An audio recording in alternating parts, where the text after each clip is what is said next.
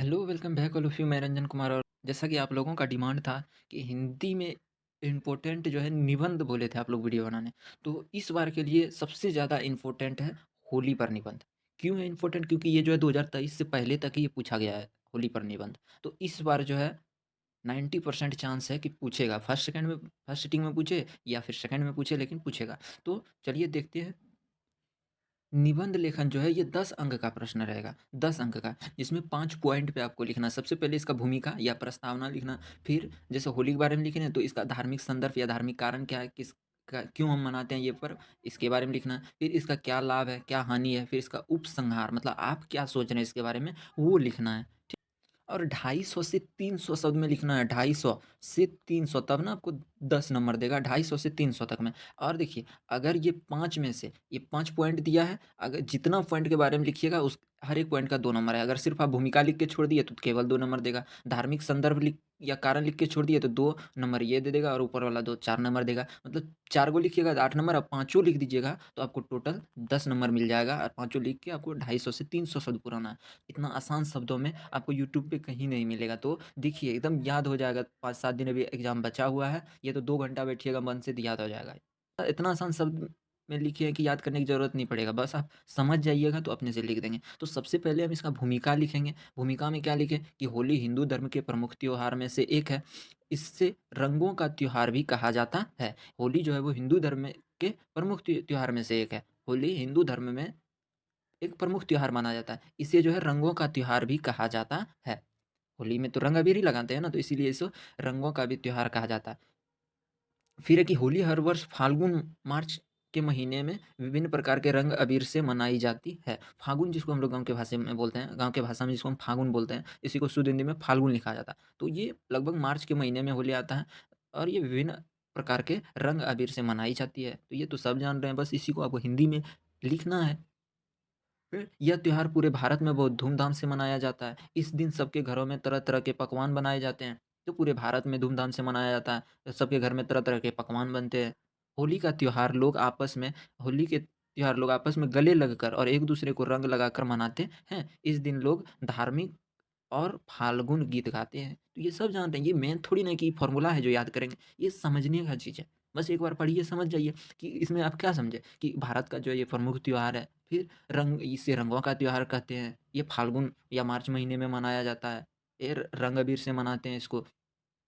फिर इस सब घर में जो है पुआ पकवान बनता है, लोग एक-दूसरे से गले मिलते हैं और रंग अबीर लगा के ये पर्व मनाते हैं। फिर एक लास्ट पॉइंट लिखें कि इस दिन लोग धार्मिक मतलब धर्म से संबंधित गाना या फिर फाल्गुन गीत, फगुआ फगुआ गीत जिसको बोलते हैं, वो गाते हैं और खुशी मनाते हैं। तो ये था भूमिका, भूमिका में इतना लिखेंगे। अब बचा धार्मिक संदर्भ या कारण, तो ये क्यों मनाया जाता है वो अब जानेंगे। अब उसके बारे में लिखेंगे अब। तो देखिए यहाँ धार्मिक संदर्भ या धार्मिक क्या कारण है जो होली मनाते हैं, तो आपको इतना बड़ा देख के लग रहा होगा इतना लिखना पड़ेगा, अरे कुछ नहीं लिखना पड़ेगा। ये याद करने का नहीं है, इसको समझिए, ये कहानी है। एक कहानी की तरह है, बस आप एक बार पढ़ लीजिए, आप लिख देंगे खुद से। क्या होता है कि होली का त्योहार मनाने के पीछे एक प्राचीन कहानी या कथा है कि दानवराज हिरण्यकश्यप भगवान विष्णु का बहुत बड़ा शत्रु था।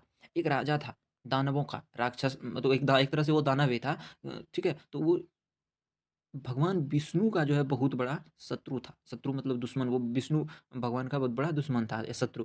इसने अपनी शक्ति के घमंड में आकर अपने आप को ईश्वर यानी भगवान समझने लगा। ये हिरण्यकश्यप जो राजा था वो अपने इस शक्ति के घमंड में आकर के अपने आप को भगवान समझने लगा। इसको लगने लगा कि हम ही भगवान हैं और कोई दूसरा भगवान नहीं है। अपने राज्य में ये घोषणा करवा दिया कि सब उसकी पूजा करें, कोई भी भगवान विष्णु की पूजा नहीं करेगा। ठीक है? ये अपने पूरे राज्य में ये ढिंढोरा पिटवा दिया, घोषणा करवा दिया कि सब जो है उसकी पूजा करे, कोई भी भगवान विष्णु की पूजा नहीं करेगा। उसका पुत्र प्रहलाद भगवान विष्णु का बहुत बड़ा या परम भक्त था। ये देखिए हम बगल में ये लिख दे रहे हैं, बहुत बड़ा लिख सकते हैं या तो परम भक्त भी लिख सकते हैं।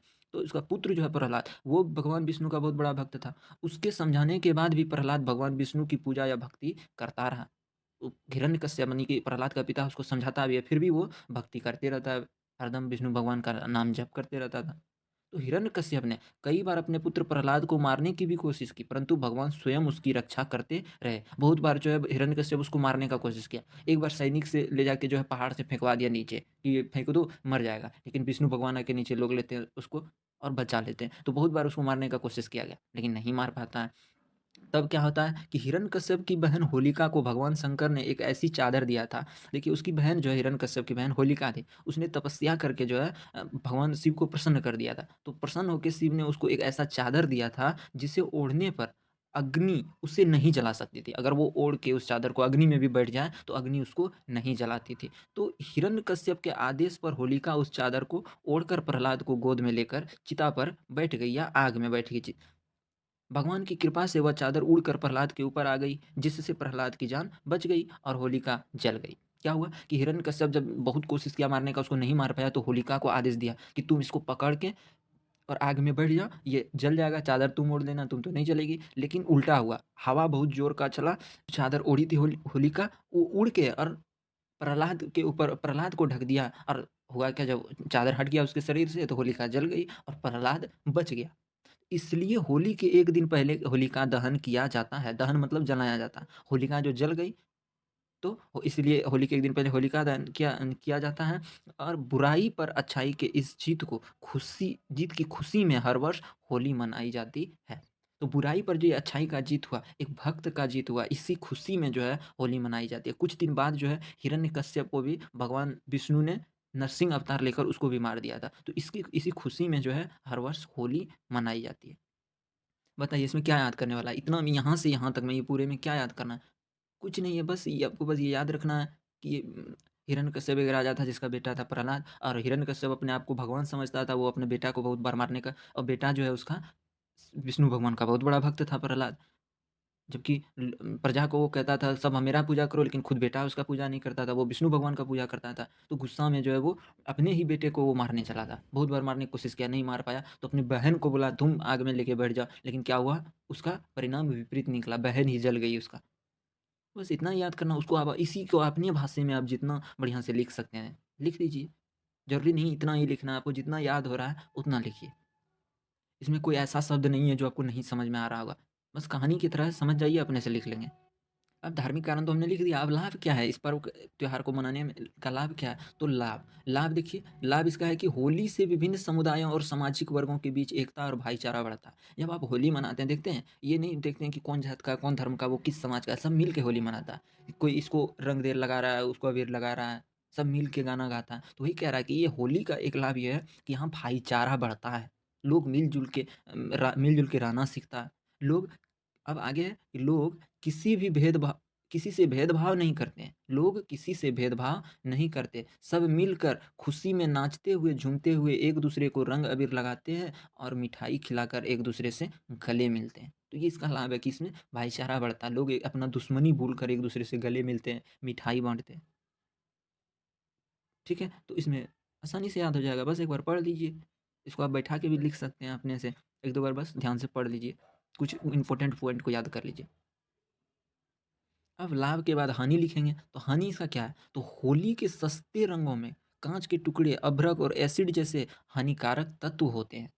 होली का जो है कोई कोई जो है सस्ता रंग वाला कंपनी क्या करता है, रंग ज़्यादा बेचने के लिए सस्ता दाम, मतलब कम दाम में बेचने के लिए, जब कम दाम रहेगा किसी चीज़ का तो वो ज़्यादा बिकता है, लोग ज़्यादा खरीदता है। तो कम दाम में जो चीज़ बिकता है वो अच्छा क्वालिटी का नहीं रहता। उसमें वो क्या करता है, काँच का टुकड़ा मिला देता है, अभ्रक मिला देता है, एसिड मिला देता है, जिससे हानिकारक तत्व होते हैं, जो स्वास्थ्य के लिए हानिकारक होता है। ये सब जो है स्वास्थ्य के लिए हानिकारक होता है, क्योंकि आप मुँह में किसी के लगाते हैं तो वो अबीर या रंग आँख में भी चले जाता है। पूरा शरीर में कोई-कोई रंग ऐसा होता है कि शरीर का स्किन खराब कर देता है, चमड़ा खराब कर देता है। तो वही कह रहा है कि जो स्वास्थ्य के लिए हानिकारक होता है, इनसे हमें सावधानी बरतनी चाहिए। इससे हमें सावधानी बरतनी चाहिए, अच्छे बढ़िया प्रकार के रंग अबीर का इस्तेमाल करना चाहिए। यही इस कहानी है।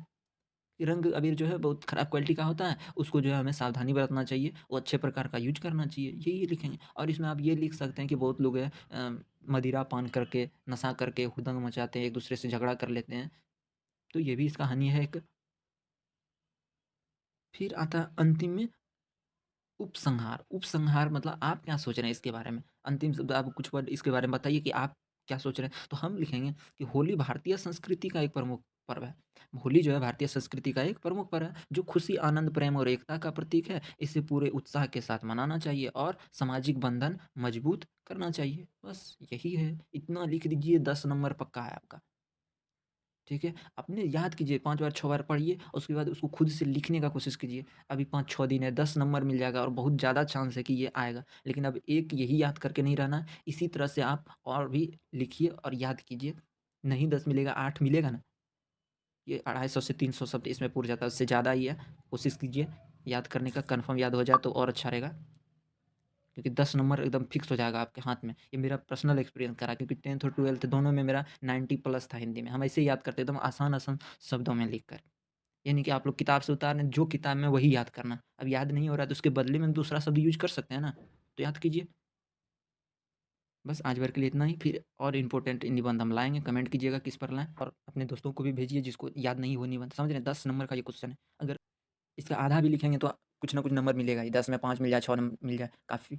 छोड़ देने से बेहतर है कुछ ना कुछ उसके बारे में लिखिए। जिस चीज़ पे आ जाए उसी के बारे में कुछ ना कुछ लिखिए, जो जान रहे हैं अपने में बैठा के लिखिए।